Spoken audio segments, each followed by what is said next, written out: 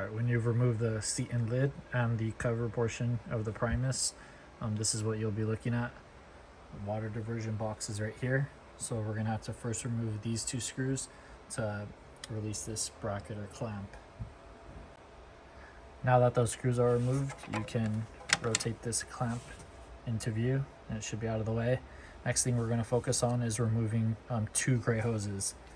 This one right here on the flush button, and the one that goes to the center cartridge right here. We're going to take off these metal clamps.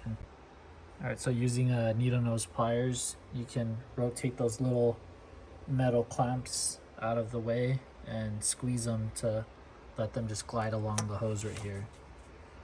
And then now we just have to remove these hoses from the connections. They're going to be really stiff at first, so you may need a nail to put pressure against, and you can pull on this hose that way. Or even two nails on each side, but you just want to get something thin in there and dig it away from the pieces of plastic. So we're going to do that now. Alright, so both of these hoses are out. Again, I used a lot of emphasis on my fingernails or something thin to pull them away from this part rather than pulling on the hose to get it off of the plastic, because then the hose is just going to rip before it actually releases its grip on the little ends of plastic. It's too tight. Now that we have those off, just want to be careful that these clamps don't glide along the ends of these hoses and fall off into the tank. But the next step is to look back here and remove hose number 5's clamp. So we're gonna do that now. Alright, so this last hose, the middle hose, which is number 5, it's a little hard to reach while this is mounted. So we're gonna start to pull off the water diversion box, and then we'll have access to it. The main thread holding it is right underneath this arm or bracket. It's just a threaded connection, so you would turn it counterclockwise underneath, or I'm sorry, turn it clockwise until it's nice and loose. Once it's off, you can let that sit there. Next, you're just going to undo these two screws. Alright, so I undid both of these screws and carefully pulled them out. That way I don't let them fall in the tank. Again, we unthreaded this portion right here. So now this thing is pretty loose and easy to maneuver. If you can pull it off from here, you can now access this clamp and use a pair of needle nose pliers to let it fall, and you can push this hose down to release. So we're going to do that first. Alright, so at this point we have almost everything removed. We got the hose 5 separated from this connection. We have this portion unthreaded down here, and we have the two screws out. Last thing holding this thing together is these two clamps that you would just use a flathead screwdriver for. So we're going to start to loosen those up now. Alright, now that we got these little braided metal clamps loosened and pulled out of the way, last thing to do is just pull this whole thing out. So you'll pull it out, and then same as the gray hoses, you're going to pry away from these edges to get these rubber tubes out. Alright, so now that pretty much most of the connections have been loosened, especially these metal clamps are tucked out of the way now, and this back hose is out, we're ready to finally remove the water box. And then once you pick it up, you'll be able to peel these hoses off the same way we did the gray ones, pretty much at the edges, and try and pull them away from the plastic instead of yanking on these and ripping these. One last thing to note, as you start to pull it away from the threaded end right here, there is a thin little gasket in here, and if it falls off and falls into the tank, it may be hard to get. So you want to slowly pick up on this, and if you see the thread, or I'm sorry, if you see the actual little gasket, it's a little thin O-ring, fall off, it could still get caught in this area right here around the lip, or it can still be tucked underneath. So just be mindful as you're pulling away from that gasket. Once you get that gasket, if it falls in here, great. If you grab it by hand, you can safely set it aside. But again, next is we're going to start to pull up on this whole thing, and we're going to remove these gray tubes. Alright, so at this point we've successfully pulled off the old water diversion box. This is that thin gasket that I was telling you about. It basically goes around the lip of this pipe right here, this like threaded piece that goes onto here. it stretches around the edging of this right here. And as you're pulling up on the water diversion box, it peels up with it. So that's where, you know, it falls off and it can fall down to the crevice. You'd have to kind of reach in there to get it out if it does fall. So you can also try stuffing towels and something to cover all the little crevices and gaps before you do this. That way if things fall out, screws, clamps, hoses, all that stuff can get caught without having to remove the entire toilet. But we're gonna go ahead and put everything back.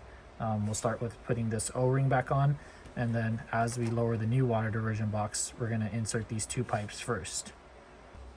All right, so I have these 2 hoses connected, and if you can see, I have that gasket sitting on the lip of this. You just stretch it out and put it to the edge. It has a little edge that it'll stop at. When connecting all these hoses again, it's always important to push the rubber hoses up to the edges of whatever plastic they're connecting to. These larger ones even have this little notch to kind of make sure you're going in the right orientation. So these are pressed all the way up. I'm going to start to reconnect this back hose right here, which is hose number 5. It's loose down there, and then we can go ahead and thread this cap to secure this whole thing. All right, so while things are loose here, I did reconnect hose number 5. I did pull the gray tube all the way up to the edge, and importantly, it's even all around. So even the back side of this, it's not lower, it's all touching this white edging.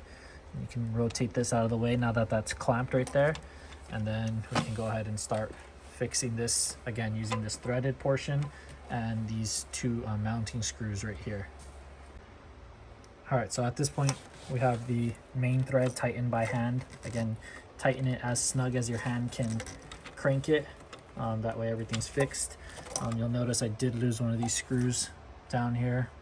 We actually do include 2 Phillips head screws with the new water diversion boxes. So worst case scenario, you can do that. Thankfully this one's out of commission, so we're just not gonna put that on there, but make sure you get both screws. That way everything's nice and tight. You'll notice that I redid these clamps right here, and they already had imprints of where the clamps would go on the rubber hoses, so it's pretty easy to line up and tighten again. When tightening everything in this, when it comes to screws, when it comes to clamps, threadings, you always want to do things snug. You don't want to overdo them to where you rip hoses or where you break plastic or where you strip plastic.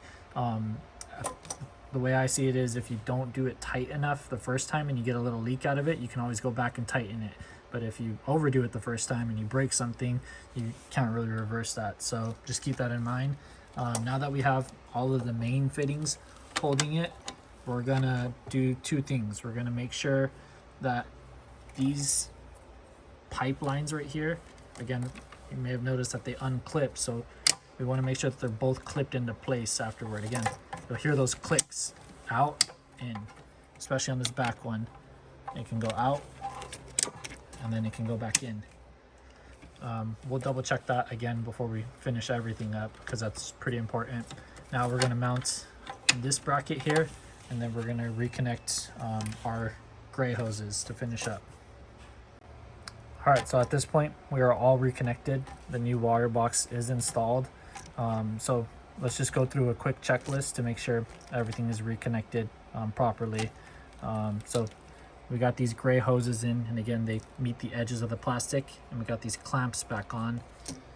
Again, gray hose clamp. So gray hose number 1 is on this flush button. Gray hose number 2 is on, we call this a cartridge. So that's connected right there. Second thing to check on is your 2 main pipes right here with the metal clamps. These are nice and snug, and they are pushed up to the edges. Again, I lost a screw, but you're gonna have 2 Phillips head screws mounting the water diversion box to the tank itself right here. Another critical hose, if you remember, we removed back here was hose number 5 in the center. We have this pushed all the way up now, and we have the clamp already clamped in. We have our 2 little screws that hold the support bracket in place. That way everything is nice and steady. And then we have the main threaded connection that had that gasket inside of there. We have that cranked as tight as our hands can crank it. So now that everything is snug, last thing to check because these can come off pretty easily, is again this clipping pipe section right here. So if it's clipped out, water can leak from these areas. You're disconnecting pipes essentially.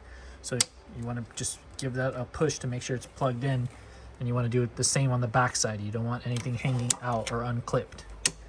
So again, very important. Just give that a squeeze on both sides to make sure it's all locked up.